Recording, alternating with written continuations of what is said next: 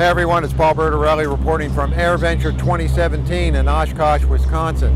Behind me is the restored B-29 called Doc, and the organization that did the work had one goal. They wanted to fly it into Oshkosh.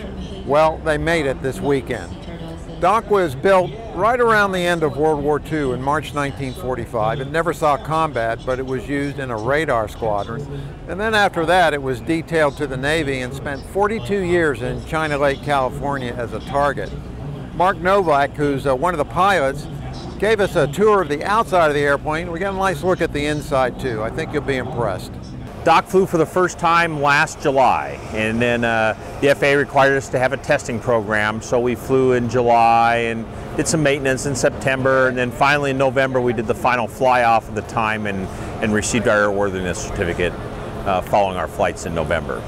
Better part of 2 decades, 16, 17 years. The plane came out of the desert in the late 90s, really didn't start working in earnest until after 2000. The engines are hybrid engines, same one used on the other B-29. It's part of the old original engines that allows it to fit to the airframe, but the original engines had a overheating problem, which was later fixed in some design changes, and so they take a newer version of the engine and mounted that on the front of the engine, and now we have very reliable engine. People don't realize the B-29 is a very electric intensive jet. The only hydraulics used on the airplanes are for the brakes.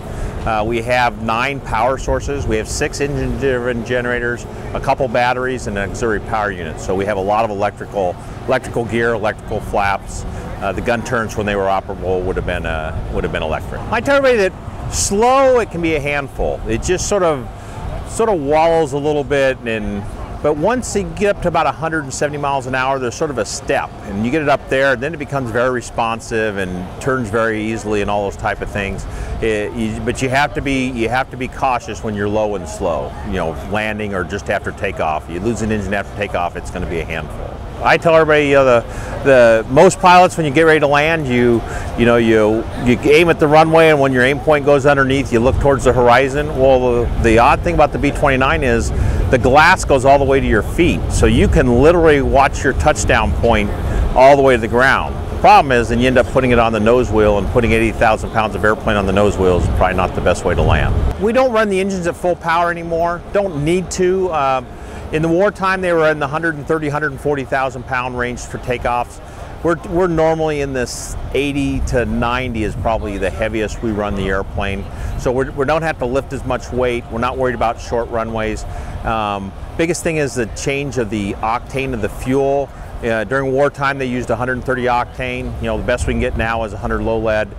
So instead of running 55 inches of manifold pressure, for our takeoff, we run 44 inches. The FAA makes us have 6 crew members on board. We have 2 pilots and the flight engineer in the forward flight deck.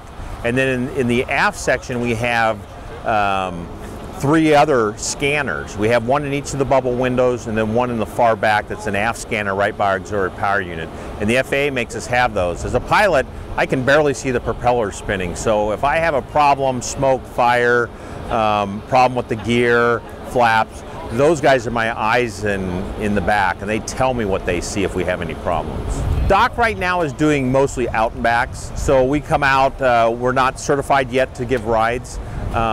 But like this weekend, we're going to fly, or this week, Oshkosh week, we're going to fly on Tuesday and I think Friday and Saturday, need to say, plus our arrival and our departure. So we'll fly a couple times during the week here.